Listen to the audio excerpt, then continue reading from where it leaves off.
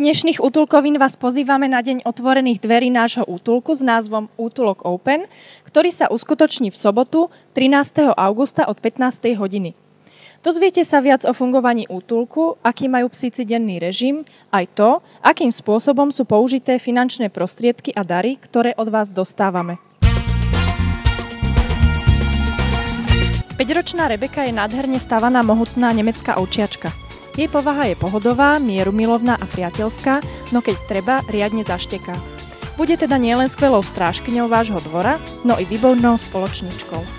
Rebeka si vyžaduje ľudskú spoločnosť, je učenlivá, ovláda základné povely a je absolútne vhodná k deťom, ktoré má veľmi rada. Rebeku umiestnime iba do rodiny, je totižto spoločenská a nevhodná na stráženie objektov. Margotka je iba 8-mesačná krémová labradorka priateľskej povahy. Jej správanie je typické pre toto plemeno, je hravá, energická, priateľská, miluje deti, prechádzky, vodu a neustály kontakt s človekom. Margotka potrebuje veľa pohybu, preto by jej bolo lepšie na rodinnom dome s dvorom alebo v byte s majiteľom, ktorý bude mať veľa času na dlhé prechádzky. Margotka to je ideálny rodinný a pohodový pes. Tento hravý a veselý psík sa volá Lucky. Je to asi 1,5 ročný boxer a ako môžete vidieť, je v neustálom pohybe, teší sa, že je pri nás, čiže je veľmi spoločenský. Lucky je dobrák, výborne znáša cudzích ľudí, iných psíkov a veľmi rýchlo sa učí. Je zvyknutý na vôdzku a prechádzky.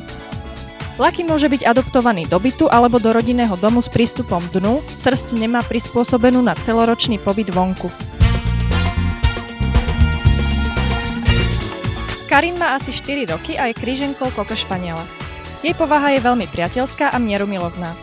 Karinka obľubuje prechádzky a ešte stále je veľmi hravá, takže sa jej zavďačíte i loptičkou či inými hrami.